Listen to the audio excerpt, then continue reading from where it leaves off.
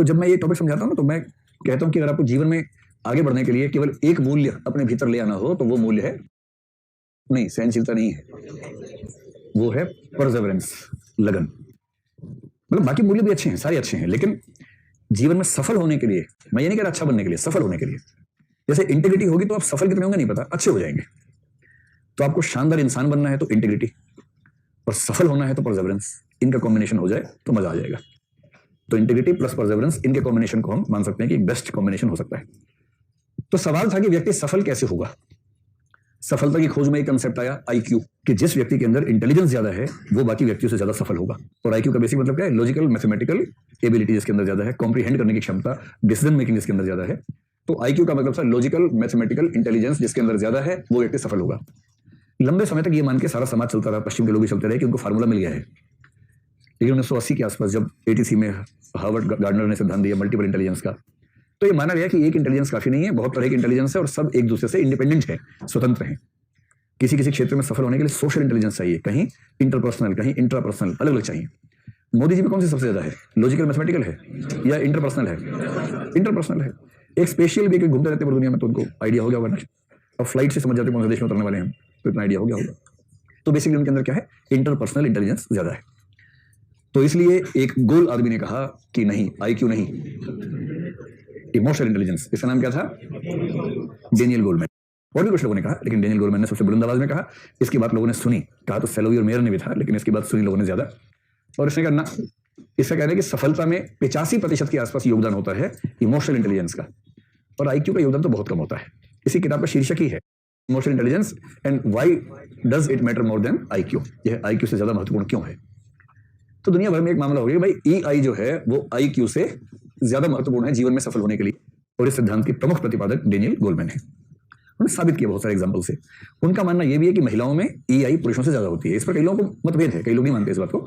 जैसे एम्पैथी के मामले में तो ये बात सही है कि महिलाओं में एम्पैथी पुरुषों से ज्यादा आमतौर पर होती है, ठीक है। लेकिन अपने इमोशंस पे कंट्रोल के मामले में कई लोग मानते हैं कि इसमें पुरुष महिलाओं से ज्यादा सफल होते हैं। अच्छा, जब भी मेरे पुरुष महिला तो बहुत ब्लैंकेट स्टेटमेंट्स हैं, सारे पुरुष एक जैसे नहीं होते, सारी महिलाएं जैसी नहीं होती, एवरेज बात करते हैं, सामान्यतः, औसत रूप से। तो मैं आपसे दो वाक्य पूछता हूं, अपनी अपनी मम्मी, चाची, ताई, मामी, फूफी, उन सबको दिमाग में रखे, और फिर उन सबके पति को दिमाग में रख के बताइएगा क्या सच है। पहला, एम्पैथी यानी दूसरे की मनस्थिति को समझने, महसूस करने की क्षमता आपके घरों में महिलाओं में ज्यादा है, पुरुषों में ज्यादा है? महिलाओं में ज्यादा है। मतलब लेकिन एवरेज, औसतन। अच्छा, कितने लोगों को लगता है कि नहीं, हमारे घर में पुरुषों में ये क्षमता ज्यादा है, दूसरों की मनस्थिति को समझने की, भांपने की क्षमता। ऐसी एक लड़की वहां बैठी है कोने में, एक लड़की ये बैठी है, दो, एक आप हैं, तीन वोट पड़े हैं, तीनों लड़कियों के पड़े हैं, चौथा वोट भी लड़की का है, एक लड़का मिला फाइनली। चलो, ये मैं जानबूझ के लिंग विभिन्नता इसलिए सूचित कर रहा हूं क्योंकि कहा जाता है कि बाप की और बेटी का जो बॉन्डिंग है ना, वो बॉन्डिंग अलग ही किस्म की होती है। और जब भी कोई लड़की कहती है ना कि जो बात पुरुष समझ सकते हैं, वो दरअसल बाप को ध्यान में रख के बोल रही होती है, किसी और पुरुष को ध्यान में रख के नहीं बोल रही होती है। तो बेटी का पिता के प्रति एक विशेष लगाव, इसको मनोविज्ञान में, शास्त्रों में नहीं, मनोविज्ञान में इसको बोलते हैं इलेक्ट्रा कॉम्प्लेक्स। ये कॉम्प्लेक्स है। सीधी भाषा में कहें तो बेटी की पहली मोहब्बत बाप होता है और बेटी की पहली मोहब्बत माँ होती है। इसलिए किसी बेटी का ये महसूस करना कि मेरे पापा ज्यादा समझते हैं, नॉर्मल बात है ना। हम केवल एक खास संबंध की बात नहीं कर रहे हैं, हम एक जनरल बात कर रहे हैं।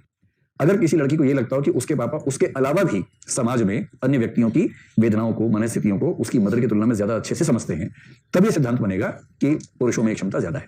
लेकिन नॉर्मली ये बात मानी जाती है कि महिलाओं में ये क्षमता औसतन पुरुषों से ज्यादा है। वोटिंग नंबर 2, अब आप बताएं, अपने इमोशंस को कंट्रोल करने के मामले में। बहुत तेज गुस्सा आ रहा है, किंतु आंख से, मतलब गुस्सा झलकना नहीं चाहिए, आंख लाल नहीं होनी चाहिए, अंगारे नहीं आने चाहिए आंख के अंदर। बहुत दुख हो रहा है, किंतु आंख से आंसू टपकना नहीं चाहिए, आवाज भर्रानी नहीं चाहिए। इस मामले में, अपने इमोशंस को कंट्रोल करने के मामले में महिलाओं और पुरुषों में ज्यादा बेहतर कौन है? पुरुष है। आप में से कितने लोग कहना चाहिए कि नहीं, मेरी मम्मी ज्यादा स्ट्रॉन्ग है इस पापा की तुलना में, कंट्रोल कर लेती हैं? ऐसा एक वोट आया, देखिए, नहीं, 3 4 5 6 हो गए। Good good good. तो अब बात तो है, सामान्य बात है, हम तो बात करेंगे ज्यादा क्या दिखता है। हंसने की बात नहीं है, मनोविज्ञान गणित नहीं होता कि गणित जैसे इसमें नियम बनेंगे कि हर त्रिभुज उसमें मतलब 3 रेखाएं होंगी और वो कुल इतने कोण का होगा। वो नियम यहां नहीं चलते हैं मनोविज्ञान में। मनोविज्ञान के नियम ये होते हैं कि अमूमन ऐसा होता है, इसके अपवाद हो सकते हैं। और कितने लोग मानते हैं कि हाँ, हमारे पिता में, हमारी माता की तुलना में इमोशंस को कंट्रोल करने की क्षमता ज्यादा है। देखिए, मोदी लहर चल पड़ी है, देखिए, इतने में तो मोदी जी यूएन के प्रेसिडेंट बन जाते हैं, इतनी लहर चल पड़ी। तो इससे थोड़ी कम लहर चली भारत में, इसलिए केवल भारत के ही हो पाए अभी तक। तो इसका मतलब डेनियल गोलमैन का ये दावा कि महिलाओं में इमोशनल इंटेलिजेंस ज्यादा होती है, इस पर कुछ सवाल लग सकते हैं कि emotional intelligence is a set of qualities, और उनमें से कुछ क्वालिटीज पुरुषों में ज्यादा हो सकती है, कुछ क्वालिटीज महिलाओं में ज्यादा हो सकती हैं। कुछ लोगों ने कहा कि आईक्यू, ईआई सब बच्चों वाली बातें हैं। जीवन में अगर सफल होना है तो चाहिए SI, sub inspector. Spiritual intelligence, ये इंटेलिजेंस का एक नया प्रकार कुछ लोगों ने आजकल छोड़ दिया है, अखबारों में इसका जिक्र आना शुरू हो गया है। अभी एकेडमिक बुक्स में नहीं आया है, पर अखबारों में, पब्लिक डिस्कशंस में ये शब्द आने शुरू हो गया, स्पिरिचुअल इंटेलिजेंस। जिसके पास ये होगी वो जितना सफल, सार्थक, शांत और कंटेंट। देखिए, सफलता का असली पैमाना ये है कि मैं अपनी नजरों में कितना सफल हूं, ना कि दूसरों की नजरों में कितना सफल हूं। इसलिए कई लोग आईएएस बनते हैं, कार्डर मिल गया नागालैंड, इतना दुखी कि जंगल में मोर नाचा किसने देखा। आईएएस बने, जिसको दिखाना था, गांव के डमरू को दिखाना था, डमरू नागालैंड आ ही नहीं सकता। अब डमरू को टिकट भेजी कि आओ आके देखो मैं कैसा हूं यहाँ पर, तो संतोष नहीं मिल रहा, क्योंकि इस व्यक्ति की नजर में सफल होने का मतलब दूसरों की नजर में सफल होना है, ना कि अपनी नजर में होना है। अपनी नजर में सफल होने को बोलते हैं कंटेंट फील करना, कंटेंट होना, आत्मपूरित होना, आत्मसंतुष्ट होना। स्पिरिचुअल इंटेलिजेंस के लोग कहते हैं कि आत्मसंतुष्टि अगर जीवन का उद्देश्य है, और जीवन का अंतिम उद्देश्य क्या है? आत्मसंतोष, कि आपको अच्छा लगे, जीना अच्छा लगना चाहिए, और 2-4 साल की चकाचौंध के बाद अंततः आपको अच्छा लगे कि आप जीवन ठीक जी रहे हैं, यही तो उद्देश्य है। ये स्पिरिचुअल इंटेलिजेंस से आता है।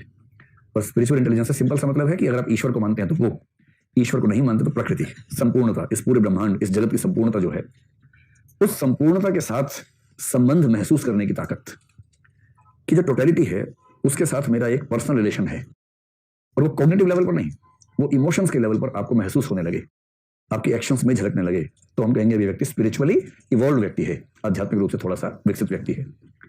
ये आपके सिलेबस में नहीं है तो पूछेंगे नहीं, लेकिन कभी इंटरव्यू में बताना चाहिए, अपने आंसर में जिक्र करना चाहिए, कर दें। इसके बाद कुछ लोगों ने कहा कि परसिस्टेंस कोशिएंट या परसेवरेंस कोशिएंट ये सबसे बड़ा फैक्टर है जीवन में सफलता का, और मुझे लगता है कि ये बात काफी हद तक सही भी है।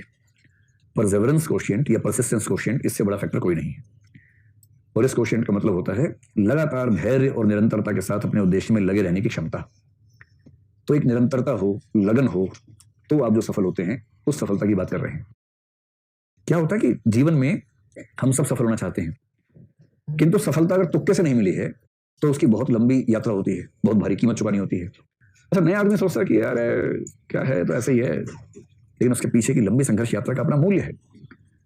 और इसलिए जीवन में सबसे ज्यादा सफल लोग वो होंगे जिनमें सबसे ज्यादा धैर्य था, और धैर्य के साथ लगन थी कि एक दिन आएगा जरूर, अपना टाइम आएगा, अपन का टाइम आएगा, कभी ना कभी तो आएगा ही आएगा, ठीक है। पर उसके लिए लगातार मेहनत लगातार करनी है, धैर्य रखना है, छटपटाना नहीं है। और इसलिए मैं कई बार आप लोगों से कहता हूँ क्लास में भी, आईएएस बनने में वही सफल होगा जिसके अंदर परसेवरेंस होगी। इंटेलिजेंस थोड़ी कम चल जाएगी, EQ EI थोड़ा कम चल जाएगा, परसेवरेंस कम है तो नहीं बन पाएंगे। और जो लोग हर महीने एक रात को अचानक उछलते हैं आईएएस बनने के लिए, कुकर की भाप भर गई, ढक्कन की तरह उड़े अचानक, आईएएस बनना है, आज ही रात को बनना है आईएएस, और उसके बाद अमानवीय टाइम टेबल बनाते हैं अपना, जो 4 घंटे चलते चलते दम तोड़ देता है, और उसके बाद मामला टाइम फिर 1 महीने तक शांत पड़े हैं, फिर किस दिन खून गर्म हुआ, अचानक आईएएस बनने बैठ गए उस दिन, और मार्क्स टारगेट ये इंटरव्यू 250 नंबर, ऑप्शनल वैकल्पिक विषय 350 नंबर, जीएस 550 नंबर, और आईएएस टॉपर से 200 नंबर ज्यादा स्कोर। और फिर पढ़ना शुरू, सुबह 4 बजे पढ़ेंगे और उसके बाद दिन में 21 घंटे का बना लिया पढ़ने का, अमानवीय किस्म का टारगेट बना लेते हैं। हाँ, और होगा क्या, एक दिन होते थे छोड़ो यार ऐसे ही ठीक था, छोड़ो। इसको बोलते हैं बहुत तेजी से उठने वाला जोश, उतना ही तेजी से मर जाता है। एक साहित्यकार थे, उन्होंने शब्द इस्तेमाल किया, तीव्र किंतु शीतल बौद्धिक घृणा। क्या इस्तेमाल किया? वो एक क्रांतिकारी बनना है ना, तो तीव्र किंतु शीतल बौद्धिक घृणा चाहिए। घृणा चाहिए व्यवस्था से, पर भावनात्मक नहीं, बौद्धिक घृणा चाहिए, उबलने वाली नहीं, शीतल घृणा चाहिए, शीतल घृणा। और तीव्र भी होनी चाहिए, बेचैनी भी हो। तीव्र किंतु शीतल बौद्धिक घृणा अगर है तो क्रांतिकारी बन पाओगे, वरना क्रांतिकारी बनना किसी के बस की बात नहीं है। ठीक उसी तर्ज पे अगर कहें, अगर बनना है आईएएस, तो लंबे समय तक धीमी गति में, मंद मंद गति में चलने वाला मोटिवेशन, एनर्जी, आत्मविश्वास, संकल्प, पढ़ने की इच्छा, और सफल होऊंगा ही होऊंगा ये भरोसा, अगर ये सब धीमी और मध्यम गति में चलता है लगातार, तो बनेंगे आईएएस। आईएएस बनना, सीएम बनना, पीएम बनना, कुछ भी बनना, कुछ भी बड़ा हासिल करना, उद्योगपति बनना, कोई बढ़िया एनजीओ चलाना, कैलाश सत्यार्थी बनना, ये सब ऐसे नहीं होता है। लंबे समय के सस्टेन्ड मोटिवेटेड एफर्ट चाहिए होते हैं। कुछ भाव समझ में आ गया क्या है? अब इन सबको समझते हैं क्या क्या होता है।